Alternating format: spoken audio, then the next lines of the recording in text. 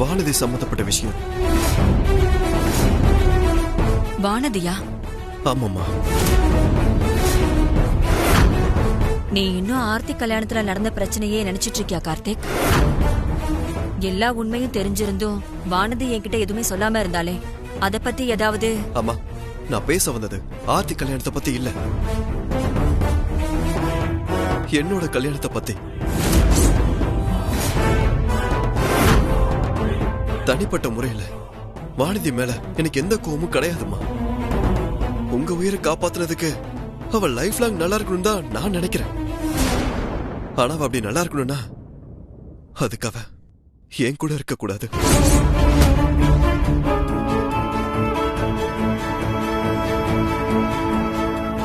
என்ன சொல்ற கார்த்திக்? எனக்கு வானதியோட சேர்ந்து வாழ்றதுல விருப்பம் இல்லம்மா.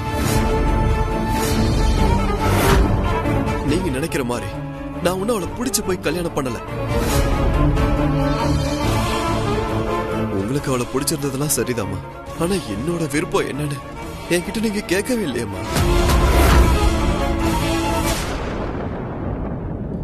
என் லைஃப்ல எனக்காக நீங்க எடுத்த எல்லா முடிவும் கரெக்டா தான் இருந்திருக்கு, என் கல்யாண விஷயத்தை தவிர. எனக்கு ஏத்த மாதிரி ஒரு பொண்ண இந்த வீட்டுக்கு மருமகளா கொண்டு வராதான் நினைச்சுக்கிட்டு கொஞ்சம் கூட எனக்கு பொருத்தமே இல்லாத ஒரு பொண்ணதான் எனக்கு நீங்க கல்யாணம் பண்ணி வச்சிருக்கீங்கம்மா. எனக்கு ஒண்ணு இந்த பிரச்சனைக்கு அப்புறமா வானதியை பிடிக்காம போனதான் நினைச்சுக்காதீங்க. ஆரம்பத்துல இருந்து எனக்கு வானதியை பிடிக்கலமா. அதுக்காக நான் அவளை தப்பான ஒண்ணு சொல்ல வரல. எனக்கு அவ செட் ஆகல, அவ்வளவுதான்.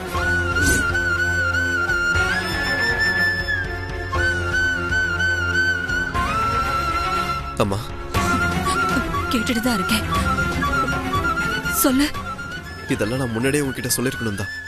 ஆனா வானதி கிட்டயே கல்யாணத்துக்கு அப்புறம் தான் சொல்ற மாதிரி சிச்சுவேஷன் அமைஞ்சது. அதுக்கு முன்னாடி அதை சொல்றதுக்கு எவ்வளவு ட்ரை பண்ணியும் என்னால அதை சொல்ல முடியலம்மா. உங்களுக்காக நான் இந்த கல்யாணத்தை பண்ணிக்கிட்டா கூட எப்படியாவது வானதி கூட அட்ஜஸ்ட் பண்ணி வாழ்ந்துடலாம் தான் நினைச்சேன். ஆனா அவளை புரிஞ்சுக்கிறதுக்கு டைம் எல்லாம் கூட கேட்டம்மா. ஆனா இப்போ என்ன ஆனாலும் அவ கூட சேர்ந்து வாழ முடியாதுன்னு நான் புரிஞ்சுக்கிட்டேம்மா. ஆக்சுவலா உங்க மனசு கஷ்டப்படுமேன்னு தான் இத்தனை நாளா இத சொல்லாம எங்களுக்குள்ள நாங்க சந்தோஷமா இருக்க மாதிரி நடிச்சுக்கிட்டு இருந்தோம். இதுக்கு மேல என்னால எதையும் மனசுக்குள்ள மறைச்சு வச்சுக்கிட்டு இருக்க முடியாதுமா. நீங்க என்ன பத்தி என்ன நினைச்சாலும் சரி, ஆனா இது வரைக்கும் ஒரு நாள் கூட நானும் வானதியும் புருஷன் பொண்டாட்டியா வாழவே இல்லைன்றதுதான் உண்மை.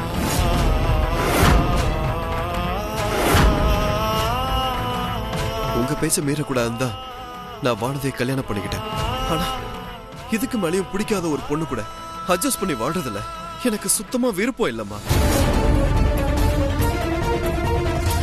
அதனால வானதியை கூப்பிட்டு நீங்க என்ன சொல்லணுமோ அவகிட்ட தெளிவா சொல்லிடுங்க.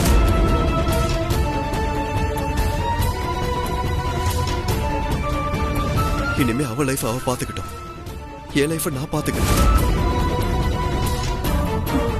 அப்பா, என்னோட தப்பான முடிவுனால உங்களோட 2 பேரோட வாழ்க்கையையும் நான் தான் கெடுத்துட்டேனா? அம்மா, நான் இது உங்களை குறை சொல்லணுன்றதுக்காக சொல்லல.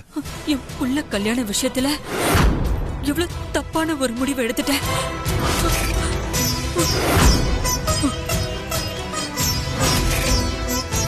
அம்மா ப்ளீஸ், நான் இதை எதுக்கு சொல்றேன்னு புரிஞ்சுக்கோங்க. தப்பா?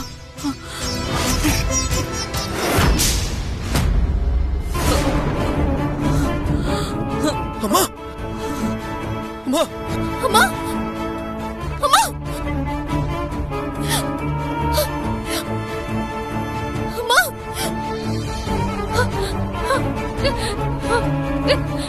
அம்மா, அம்மா, என்னாச்சுமா? அம்மா, என்னாச்சு? அம்மா, ஸ்வேதா, போய் தண்ணி எடுத்து வா ஸ்வேதா. சரிங்க அண்ணி. அம்மா, மா, இந்தாங்க. அம்மா, அம்மா, கண்ணு திறங்க. இது பாருங்க. அம்மா, என்னாச்சுமா? அம்மா, எங்க டாக்டருக்கு ஃபோன் பண்ணுங்க, கொஞ்சம் சீக்கிரம் வர சொல்லுங்க. சீக்கிரம் பண்ணுங்க.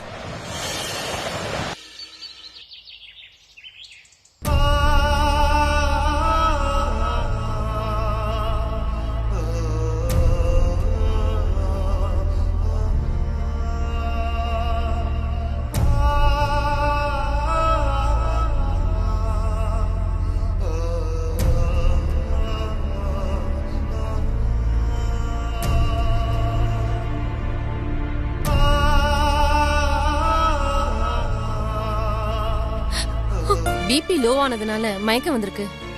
மத்தபடி பயப்படுறதுக்கு ஒண்ணும் இல்ல. நல்லா ரெஸ்ட் எடுத்தா எல்லாம் சரியாயிடும். எதுக்கும் 2 நாளைக்கு நான் டேப்லெட் எழுதி தரேன், மறக்காம கொடுங்க. சரிங்க டாக்டர்.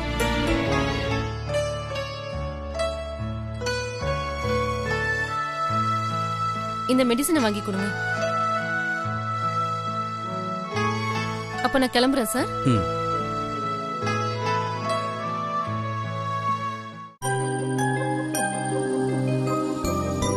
ராஜி,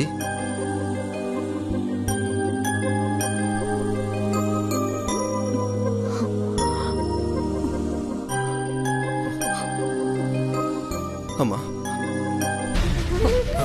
பாத்து பாத்து பாத்து. ஐம் சாரிம்மா. நானும் வானதியும் பெட் கட்டி ஒரு கேம் விளையாடிட்டு இருந்தோம். அதான் வானதி எனக்கு பிடிக்கல, அவளை விருப்பம் தான் கல்யாணம் பண்ணிக்கிட்டேன்னு உங்ககிட்ட சும்மாதாமா சொன்னேன். விளையாடுனீங்களா? ஆமாம்மா, நானும் வானதியும் அம்மா யார் மேல அதிகமா பாசம் வச்சிருக்காங்கன்னு டெஸ்ட் பண்றதுக்காக ஒரு சின்ன போட்டி வச்சுக்கிட்டோம். நீங்க வேணும்னா வானதி கிட்ட கேட்டு பாருங்க. இல்ல வானதி? ஆமாமா. டே கார்த்தி, என்னப்பா இது? இப்படி இல்லாம விளையாடுவ? நான் கூட எங்க நீ உண்மையாவே வானதிய பிடிக்கலன்னு சொல்றியோன்னு பயந்தே போயிட்டேன். இனிமே விளையாட்டு கூட அப்படியெல்லாம் பேசாதீங்க. நீ ஒரு பேச்சு கூட சேர்ந்து வாழ முடியாதுன்னு சொல்றத கூட என்னால தாங்கிக்க முடியாது. இங்க நான் தான் உன் கல்யாண விஷயத்துல தப்பான முடிவு எடுத்துட்டேனோன்னு எனக்கு பதட்டம் ஆயிடுச்சு. நீ சொன்னதெல்லாம் இப்ப உண்மை இல்லைன்னு தெரிஞ்சதுக்கு அப்புறம்தான் என் மனசுக்கு கொஞ்சம் நிம்மதியா இருக்க. கார்த்திக், நீ விளையாட்டுக்கு சொன்னதுக்கு உன் அம்மாக்கு இப்படி மயக்கம் வந்திருக்குன்னா அந்த விஷயத்தோட சீரியஸ்னஸ் என்னன்னு முதல்ல நீ புரிஞ்சுக்கடா. இனிமேல் இது மாதிரிலாம் பண்ணாத, புரியுதா? உனக்கு பெட் கட்டுறதுக்கு வேற விஷயமே கிடைக்கலையா அண்ணா? இதுக்காக அம்மா கிட்ட போய் அண்ணியும் பிடிக்கல நான் சொல்வேன். அப்படி என்ன உங்களுக்குள்ள நீங்க பெட் கட்டிக்கிட்டீங்க? அது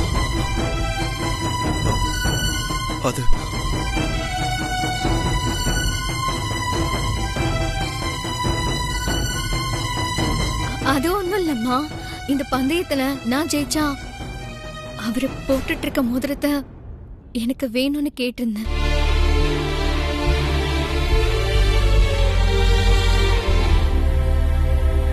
இந்த மோதிரமா? இது கார்த்திக்கு நான் போட்ட மோதிரமாச்சே. அம்மா, அதை தெரிஞ்சுதானே ஹன்னி அதை கேட்டிருப்பாங்க. அண்ணே, ஹன்னி நீ பிடிக்கலன்னு சொன்னதுக்காக அம்மா மயக்க போட்டு விழுந்திருக்காங்கன்னா அப்போ ஹன்னி மேல தானே அவங்களுக்கு அதிக பாசம் இருக்கிறதா அர்த்தம். அப்ப நீ வச்ச பெட்ல ஹன்னி தான் ஜெயிச்சிருக்காங்க. உன் மோதிரத்தை கழட்டி அவங்க கிட்ட கொடு.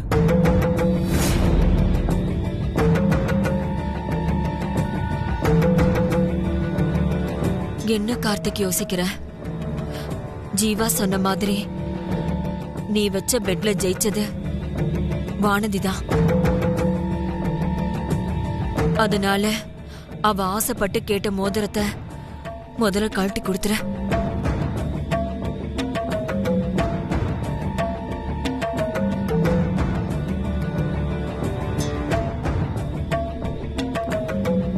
கார்த்திக், என்ன யோசிக்கிற?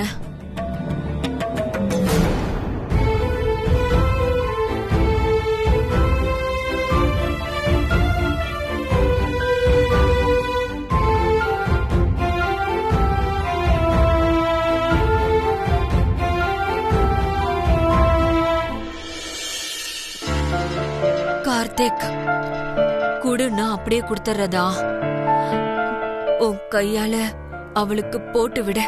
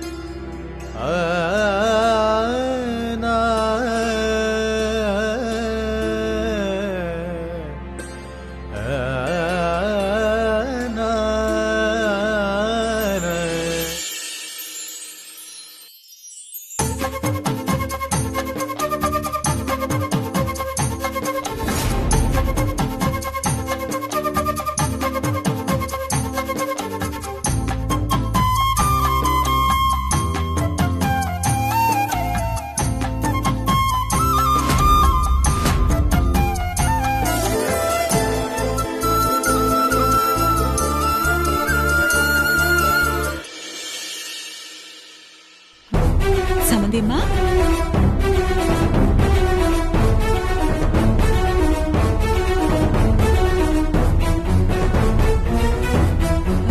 என்னங்க ஆச்சு? ஏன் ஒரு மாதிரி இருக்கீங்க? உடம்பு எதுவும் சரியில்லைங்களா? இல்லைங்க, திடீர்னு லோ பிபி ஆயிடுச்சு. மத்தபடி வேற ஒண்ணும் இல்ல. அப்படிங்களா? ஆமா.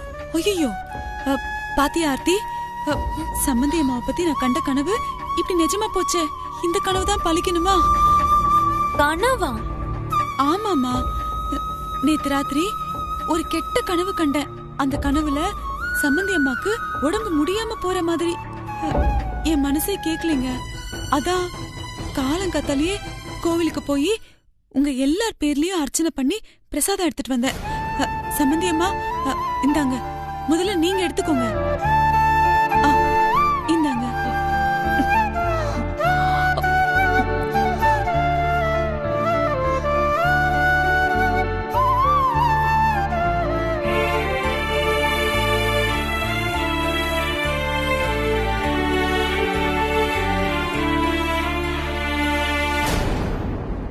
சம்பந்தியம்மா, உங்களுக்கு ஏதோ திருஷ்டி பட்டிருக்குன்னு நினைக்கிறேன். இன்னைக்கு ஒரு நாள் நீங்க வெளியே ஆபீஸ் அங்க இங்கன்னு எங்கேயும் போய் அலைச்சல் பட்டுக்கிட்டு இருக்காம வீட்லயே இருந்து ஓய்வு எடுத்துக்கோங்க. எல்லாம் சரியாயிடுங்க.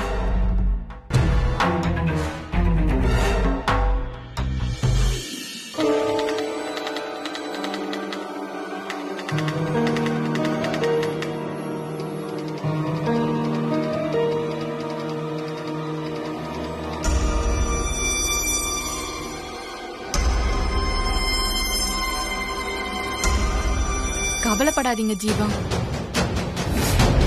அத்தைக்கு ஒண்ணும் ஆகாது. அவங்க நல்லா இருக்கணுங்கிறதுக்காகவே நானும் அம்மாவும் இன்னைக்கு கோயிலுக்கு போயிட்டு வந்தோம். நீங்க வேணா பாருங்க, நாங்க ப்ரே பண்ணதுக்காகவே அவங்க சீக்கிரமாவே குணமாயிடுவாங்க. என்னங்க, நான் மட்டும்தான் பேசிட்டு இருக்கேன், இப்படி அமைதியாவே நிக்கிறீங்க? உன்னை யார் இப்ப என்கிட்ட வந்து பேச சொன்னது? அம்மாவை பார்க்க வந்தியா? பார்த்துட்டு கிளம்ப விடித்தானே. இப்ப நான் என்ன சொல்லிட்டேன் நீங்க இவ்ளோ கோவப்படுறீங்க? நீங்க தனியா நின்னு ஃபீல் பண்ணிட்டு இருக்கீங்களேன்னு ஆறுதல் சொல்ல வந்தா அதுக்கு போய் இப்படி எரிஞ்சு விழுறீங்க. ஒவ்வொரு தடவையும் நானா உங்களை தேடி வந்து பேசுறப்பெல்லாம் இப்படிதான் ஏதாச்சும் வேண்டா வெறுப்பாவே என்ன நீங்க ரெஸ்பாண்ட் பண்றீங்க. இன்னும் எத்தனை நாளைக்கு தான் நீங்க இப்படியே இருக்க போறீங்க? நீ கேக்குறதுக்கெல்லாம் பதில் சொல்ற மூட்ல நான் இப்ப இல்ல. என்ன கொஞ்ச நேரம் இப்போதைக்கு தனியா இருக்க விடுறியா? நீங்க ஒவ்வொரு தடவையும் ஏதாச்சும் ஒண்ணு சொல்லி என்ன விரட்டி விட்டுட்டே இருக்கீங்க. இன்னும் எத்தனை நாள் நீங்க இப்படியே எஸ்கேப் ஆகுறீங்கன்னு நானும் பாக்குறேன். இவ்ளோ பிரச்சனைக்கு அப்புறம் எங்க அக்கா இந்த வீட்டுக்கு வந்து சந்தோஷமா இருக்கிற மாதிரி எனக்கும் இங்க வந்து உங்க கூட வந்து வாழணும்னு ஆசை இருக்காதாங்க? என்னடா இத பத்தி இன்னும் பேசலையே நினைச்சேன். பேசிட்டேன். வீட்டுல இதை யாராவது கேட்டாங்கன்னா தேவையில்லாத பிரச்சனை தான் வரும். நீ முதல்ல கிளம்பிங்க இருந்து. நானும் அத்தைக்கு உடம்பு சரியில்லைங்கிற டென்ஷன்ல இருக்கிறதுனாலதான் எதுவும் பேசாம போறேன். ஜிம்முக்கு வருவேன்ல, அங்க வச்சு உங்ககிட்ட பேசிக்கிறேன். நீ எங்க வச்சு வேணா பேசிக்கோ, முதல்ல இங்க இருந்து கிளம்பு. அது போதும். போறேங்க. சீக்கிரமே நீங்களே தேடி வருவீங்கங்கிற நம்பிக்கையோட போறேன்.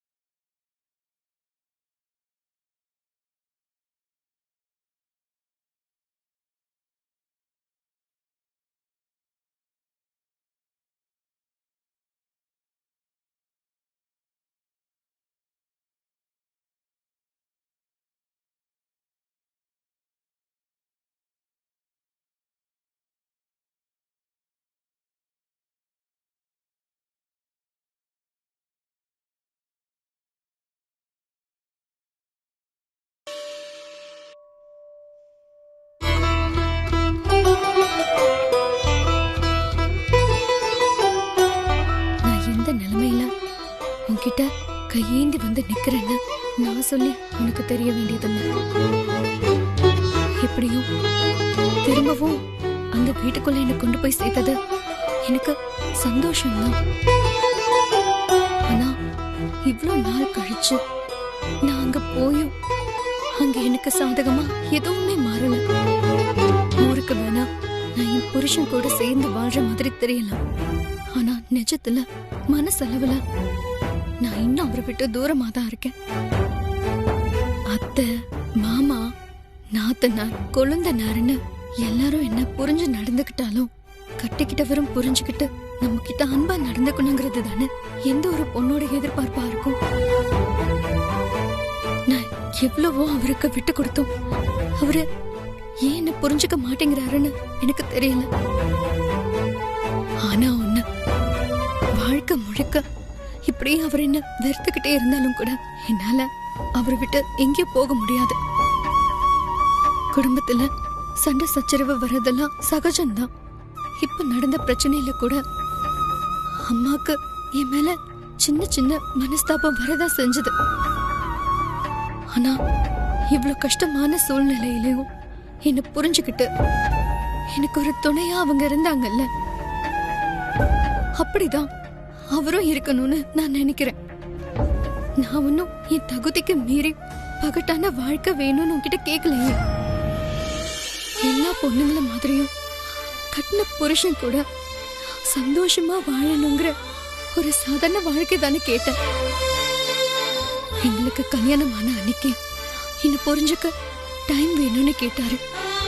அதுக்கு அவகாசம் மட்டும்தான் கேட்டாரே ஒழிய என்னோட சேர்ந்து வாழ்றதுக்கு அவரு எந்த முயற்சியுமே எடுக்கல. நான் எவ்வளவுதான் அவரை நெருங்கி போனாலும் அவரு என்னை விட்டு விலகி போயிட்டே இருந்தா நான் என்னதான் பண்றது? நான் அவருக்காக செய்யற ஒவ்வொரு விஷயமும் அம்மா சொல்லி செய்யறதா இருந்தாலும் கூட என் மனசுக்கு பிடிச்சுதான் அதெல்லாம் செய்யறேன். அவருக்கு என் மேல ஒரு நல்ல அபிப்பிராயம் வரணும்னு தான் தினம் தினம் போராடுறேன். என்னோட இந்த போராட்டம் அர்த்தம் இல்லாம ஆயிடக்கூடாது. சந்தர்ப்ப சூழ்நிலையால அவங்க என்ன வீட்டை விட்டு அனுப்பியிருந்தாலும் திரும்பவும் ராஜேஸ்வரி அம்மாவோட மருமகளா அந்த வீட்டுல இடம் பிடிச்ச மாதிரி அவர் மனசுலயும் நான் இடம் பிடிக்கணும். அதுக்கு நீதான் அவர் மனச மாத்தி புருஷன் பொண்டாட்டியா எங்களை ஒண்ணு சேர்த்து வைக்கணும். அந்த ஒரு நாளுக்காக இதே அன்போட நான் என்னைக்கும் காத்துட்டு இருப்பேன்.